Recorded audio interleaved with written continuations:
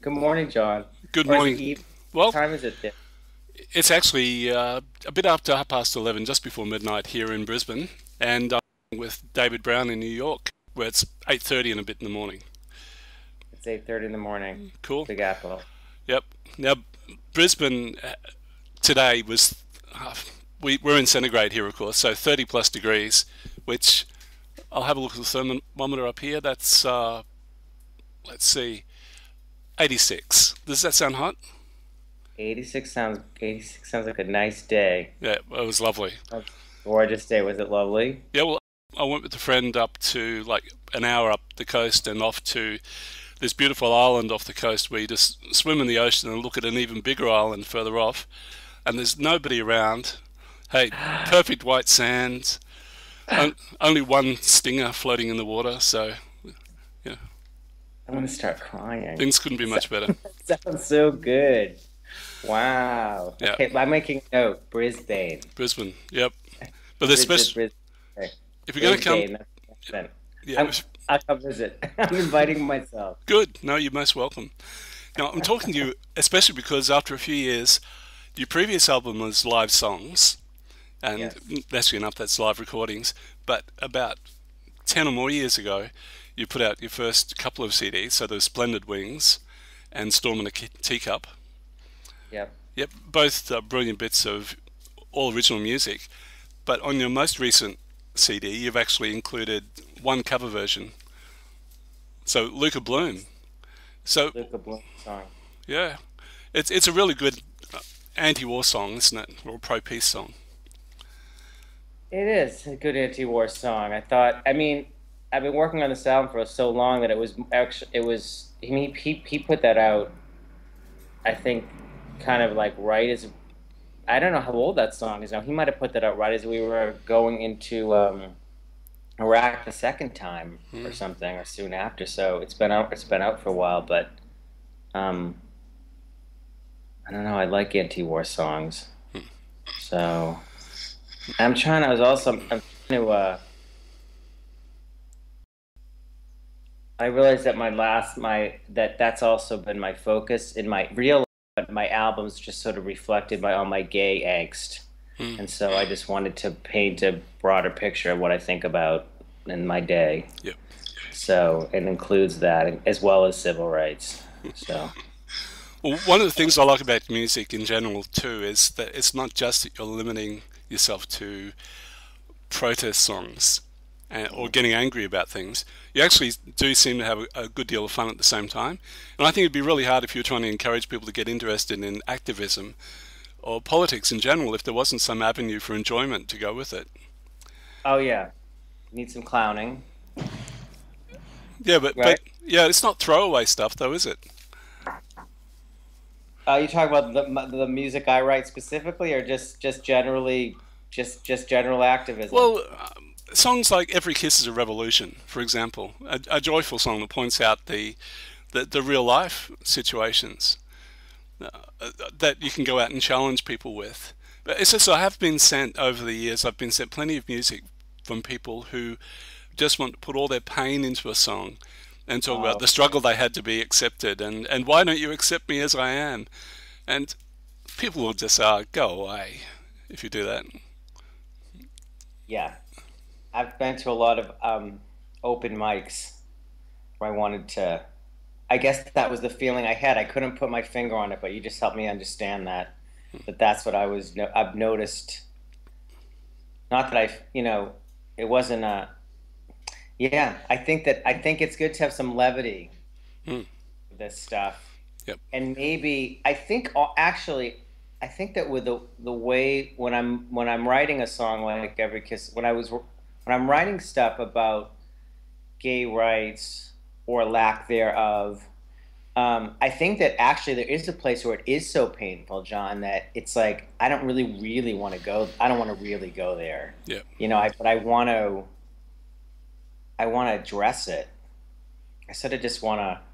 I have to talk about it, but I don't really want to. I don't really because the actual. I mean, I think the truth is that the centuries of oppression are See, I'm sorry. I'm smile. It's probably some weird psychological split I go to, but Mm, it's a tragedy. mm, It's sick that we've had to struggle for the freedom just to hold hands in public. yeah, I mean, and even in New York, we're still that song is still. There's actually a song from Storm in a Teacup um, called Pri- "Living Privilege," yes, and the first line is they're kissing on the subway, and I'm the only one who stares. And I sing, that song comes to mind every day because I see heterosexuals practically fucking on the subway, mm, and not a lot of gay people. It's still even in New York, it's still pretty it's still not totally cool, you mm, know. So so not to be Debbie Downer, but yeah. yeah, I mean, so yeah, do I want to sing a song where I'm like crying on stage? No, I just there needs to be some I guess some energy behind it. That's Yes. not just it's not just sadness. Mm.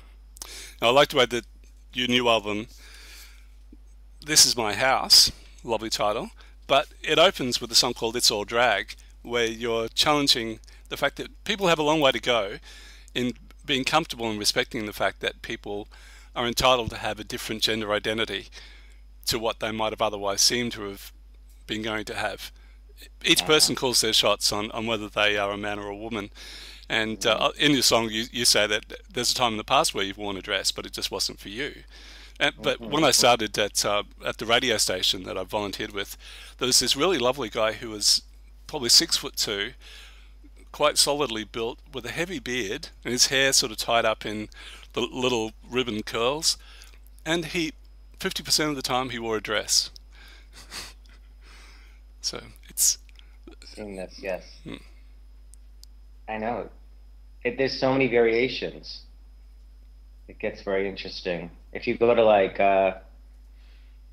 when I've been to men's gatherings, mm, I've seen a lot of this where it's not always what I would expect to see. It's not clear cut like, oh, I'm going to be this woman. It's always a sort of mix of stuff. more songs should be like this. Songs that actually encourage people to realize that sure you can notice that someone's a bit different, but being loud about it and not allowing that person the space to be who they are. Because when people are transitioning, it's a really long road before they are comfortable in presenting themselves in the new gender or the gender which they actually often identified as all of their life, but just couldn't really express it. Yeah. So lovely song there, and but you go into this beautiful. It's like a rag, a love song from Iraq. How does Honey Poo come into being a love song from Iraq? I had read an article in the New York Times about love letters from Iraq, Hmm. like many years ago, and I filed it away. And then a couple years ago, this neighbor of mine said, "Hey, Honey Poo," one morning, and for some reason I never heard that, and it struck me. I said, "Honey Poo," and the song immediately followed. I thought, Okay. wow, for some reason my mind put the two together Yep. that they would be, affectionate terms of affection coming from Iraq. Yep. No, it's beautiful and it's fun. And the next song, Magic, you're falling. It's the character is falling in love. A bit of flirting's happened, but then there's words have to be spoken for something else to happen. And some appropriate words. I like what you're wearing, I think is what you say. and Mm, and so that can then progress to a romance. But one of the songs you've put onto a compilation album, Pride at 40, is called Starbucks Boy.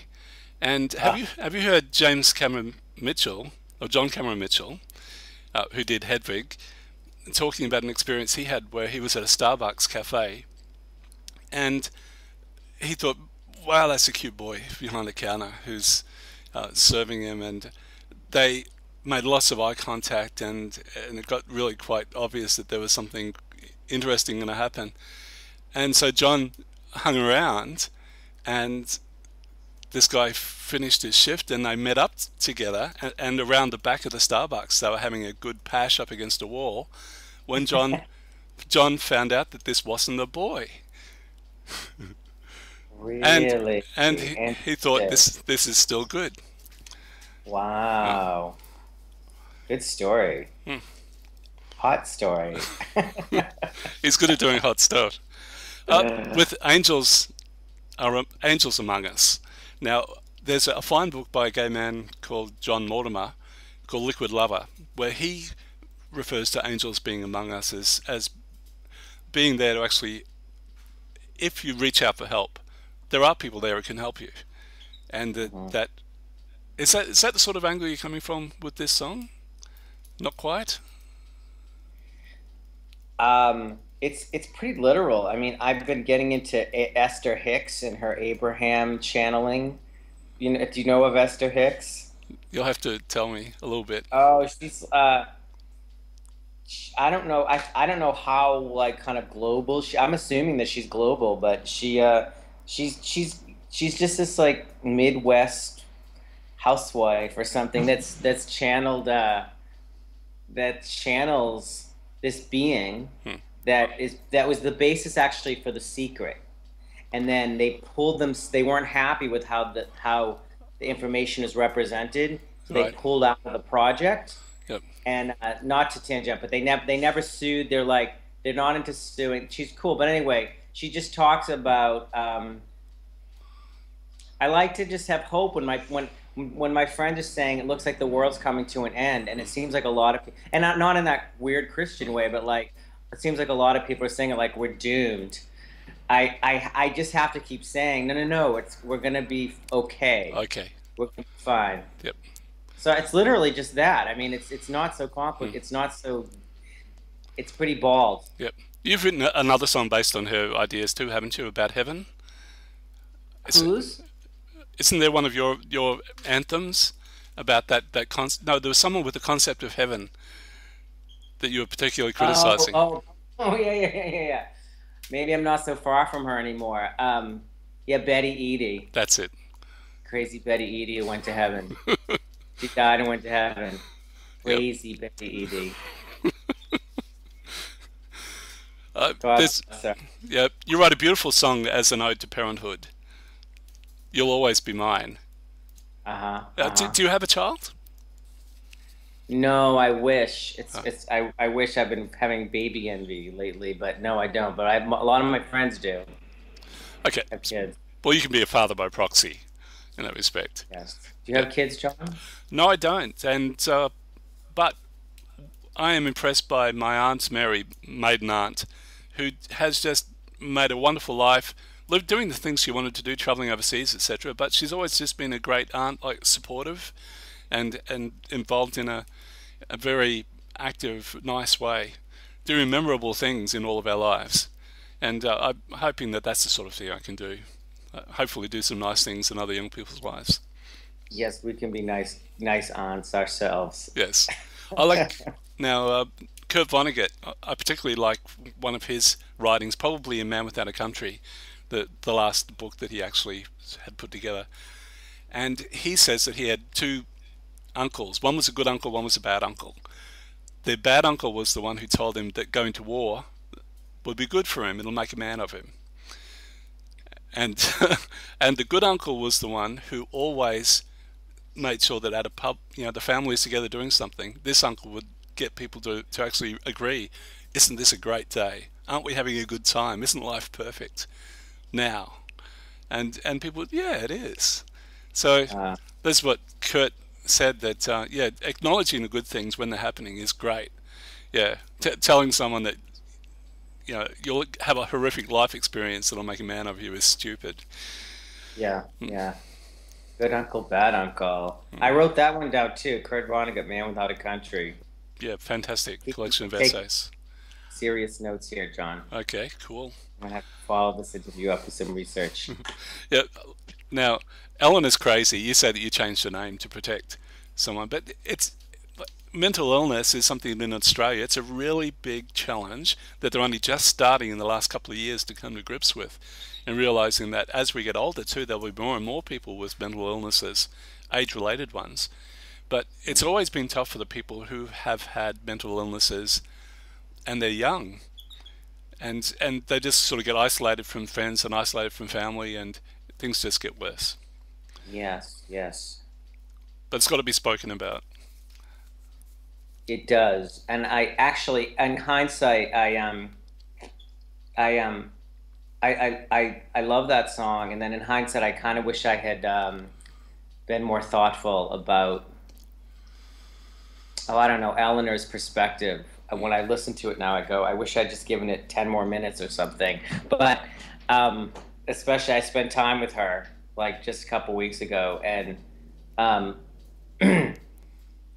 with Eleanor, and Yeah. actually, I'm starting a.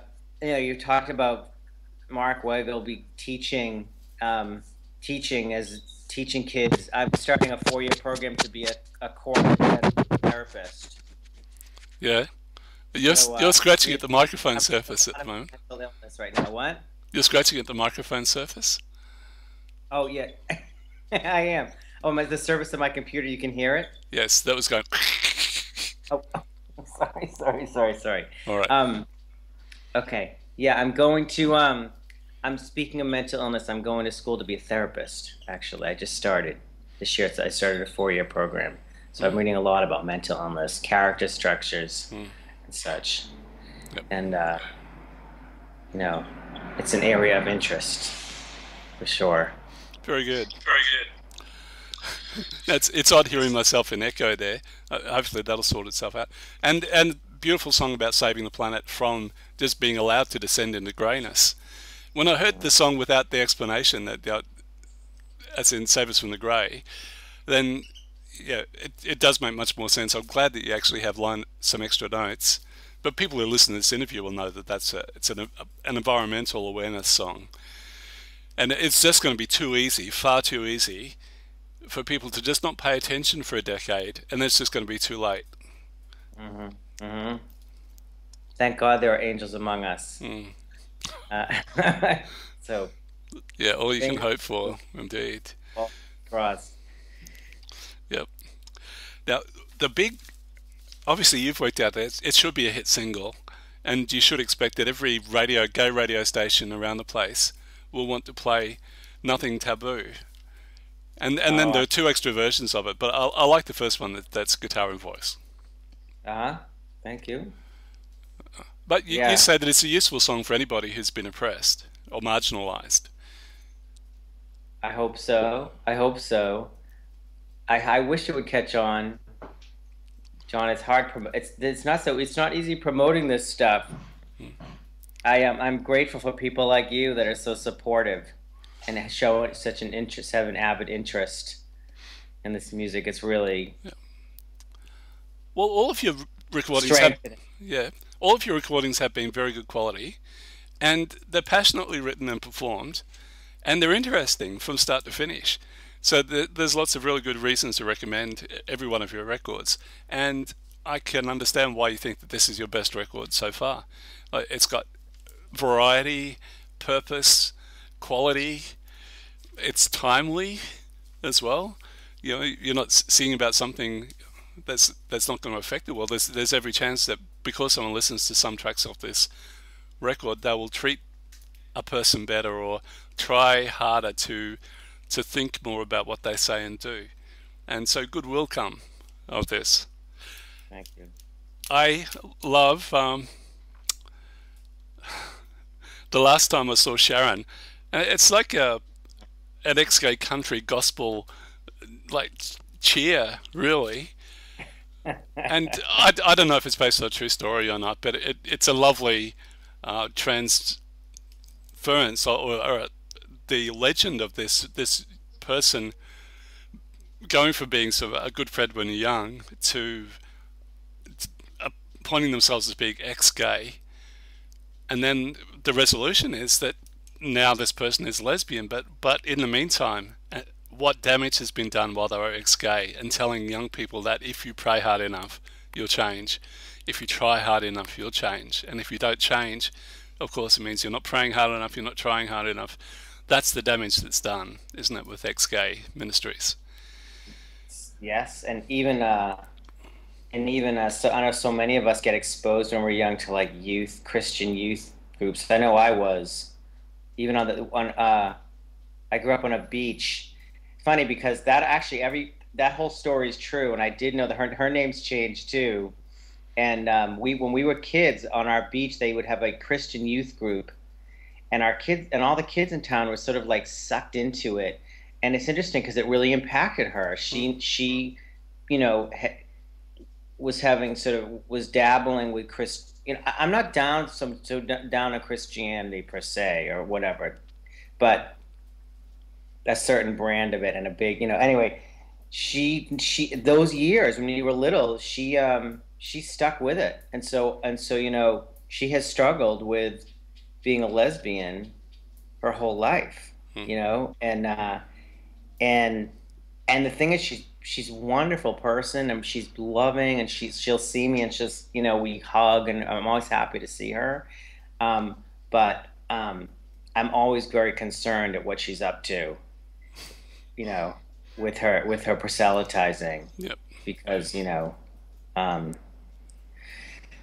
flip me out. So I love that song actually. I love performing it live, Hmm. and I love just ranting. I love ranting about it because I never actually ranted to her. I've never actually spoken to her. I've never actually had it out with her. I've been very passive aggressive. So I just so I worked it out by just writing a song about her. Okay. So are you going to record a video clip for this? Because I think you should do at least you and guitar singing joyfully this song, and to do also Nothing Taboo, one of the versions of that. Oh, that's a good idea. I'm taking notes, John. Nothing taboo, and Sharon, and just put them up like on YouTube or something, right? Yeah, certainly. Because Yeah. Scott Friedman, who's also a New York resident these days, he makes a regular habit of recording his own versions of songs. It's just using the video mic on his laptop. He's in front of it, the laptop with his keyboard, and he sings. And once a month he'll put one of those pieces up. It's a really good way of just letting people know that you're still there. It doesn't cost you any money. It's just you and And the he laptop. put it up on YouTube, did you say? I'm sorry. Yeah, Yeah. yep. So have a visit to Scott I can Friedman's just use channel. this. I can use this camera. This is new. This is actually my first Skype call, Hmm. so I can use this camera, probably with like iMovie or something. Yeah, or the material or the program rather that I'm recording with at the moment is called Super Tintin, and that should also work for recording your own stuff. But yeah, I suppose Scott Friedman could actually recommend to you what he uses and what Oh, okay. works All right. because it And obviously I'll look. works well. Yep. Now, Hey. the last track off your CD, Great Green Yeah. Valley. Yes. You say that this is an ode to people who seem to be able to make a decision and go with life, and everything goes right for them. But yeah, I'm sort of in that boat too. I know people who've moved out of the country, and it's been the right decision. And it's hard work when people go out to the country, but still they seem to have a fantastic time of it. But Mm. yeah, but this is why the late UK comedian Spike Milligan, he wrote a wonderful song called the carpet's always greener under someone else's bed. Yeah, and this is the sort of thing too. It's people seem to make right decisions and get nothing but right responses to it. But a lot of people have a fear that if they do this, that their life's just going to be a complete drama, and you tend to stay in a really safe zone. I tend to, In a holding position. yeah, Yeah. and Holding pattern. having life happen to you rather than going out and making it. Yeah. Well, yeah, yeah. I mean that song actually. I've just been writing a show, a musical review about midlife. Do you know Dave Hall, the out No, musician? no, not looking him Um, up. yeah, look Oh, him up. Look up Dave Hall. He's a oh great yes, singer sorry, song. I do know Dave Hall. I thought you Yeah, said yeah, all another name, right. Dave Hall. Yes. Yeah, and Dave and I just have written a musical about midlife called Round Midlife. It's a musical review, and that song with a woman named Lydia Gaston. Actually, the three of us have done it, and that song is in it as in the sort of in the beginning when we're talking about all of us wanting to come to New York and pursue our various dreams. Yep. And I'm sort of the late bloomer of the group because everything sort of was delayed. Like they just came and did it, and they were young, uh, and that's my thing where I spent a lot of time seeing other people pursue things and thinking, oh my God, I could never, I can't ever do that. And you know, and it is about choice. You know, you're talking about just making a decision can just change everything. Just Yep. make a choice. You know, see what happens. Sink or swim. Now, Dave Hall was the chap who put out an album called Playing the Man Exactly. 10 or more Yes. years ago, which is lovely all the way through. And I can see Yeah. why you're performing with him because he has a similar uh, verve, I think, in his writing and presenting of music. Yeah. Yep. Yes. So, He get maudlin. I hope I don't get maudlin. no, I'm sure that won't happen. But it has been wonderful chatting with you. And it's a great album, and it's, as I say, it's so easy to recommend to people. It'd be nice if you suddenly, with like Christmas coming up, hey, we end up with an influx of people who bought the album. But your music isn't available on iTunes in Australia yet, but people can go to CD Baby and buy your CD, can they? They Is can it? go to CD Baby. Yes. Yep. I think it's like CD Baby slash David Brown Yep. or Easy, something. easy to Or find. just search. Yeah, it's easy to find. Yep. Yes. And if they go to your own website, there are a few songs that can be obtained from there, I think, as well. Actually, if they go to davidbrownmusic.com, there's a link to the CD Baby and it all comes up. Okay. Couldn't be easier. Yeah, no, that's it. Yep. That's the portal. Okay. Well, I just wanted to mention in terms of the music on the CD, there's this really lovely trumpet that goes in the graying of blue. So are you Uh, playing the trumpet? Or is this your producer friend? no, no. It's a guy Mike Sellis that I hired. Okay. Just it's like a studio musician. Oh, congratulate him for me because it's just beautiful. Oh, Yeah. okay. I will. I will. Okay. And Thank you. that's the thing though. Mark Weigel says that he doesn't play the guitar on his CDs because his producer, the guy who's produced all of his CDs, is happy to play the guitar that Mark writes, but Mark says he doesn't play the guitar anywhere near as well as this guy does. So Mark's happy Yeah. to let that go. Of course, it's all Mark's voice and everything else, but it's just it's good for people to know where their real talents start and end and work with them. Oh, yeah. I know. In fact, I'm thinking I would like to, Amy Fix? Hmm. Yeah, like she doesn't play guitar. Well, she picked it up eventually, but her album Spoon, she works with this guy and he plays all her she writes and then he plays the guitar. It works out beautifully. And he's a fit, she's got this great voice, great writing, and then you have this really accomplished guitarist behind it, which is nice. I'm kind of a hack guitarist myself, but I've always sort of insisted on doing everything everything myself. But I think that your idea is valuable for Cool. sure. Yeah. Well, we know from the Okay. live album that you play guitar and sing live perfectly well. You can do both at the same time. I can, but it's really there's guitarists and then there's guitarists, So, um, I play and I sell a song. I'm kind of old school. Anything just to support the song. But anyhow, Uh, John, nice talking with you. and you have a wonderful day. You Uh, too. it's been a good experience, I think. This the video conversation does work well. I've done lots of recordings just using audio only over the years, but it does make a difference to be able to look into somebody's eyes when you're talking. Hey, Yeah, I'm trying to figure out how come we're looking into each other's eyes if I'm not looking at the camera. It's some kind of magic trick that's happening. yeah, I don't know. Anyway, you know what I mean? It's kind of trippy. yep. John, anyway, thank you so much. And it's really nice to see you face to face after having been internet and just voice Yeah. all Well, these years. I like, I like you know, Leah Delaria, like stand-up Yeah. comedian turned into one of the best jazz singers in the world. But I had a lovely interview with her before she came out, and she performed actually the week after Obama got elected, and she was so happy when she was performing here. She was just over the moon. But I spoke to her after the show when she was signing copies of CDs, and I introduced myself, and I said, I spoke with you, did this interview 2 weeks ago, and she said, John, of course. I thought you'd be younger.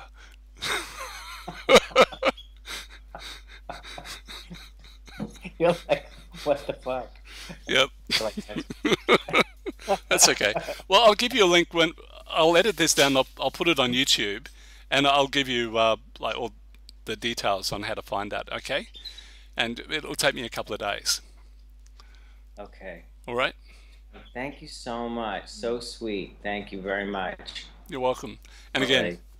bye. See you soon. Bye. See you soon.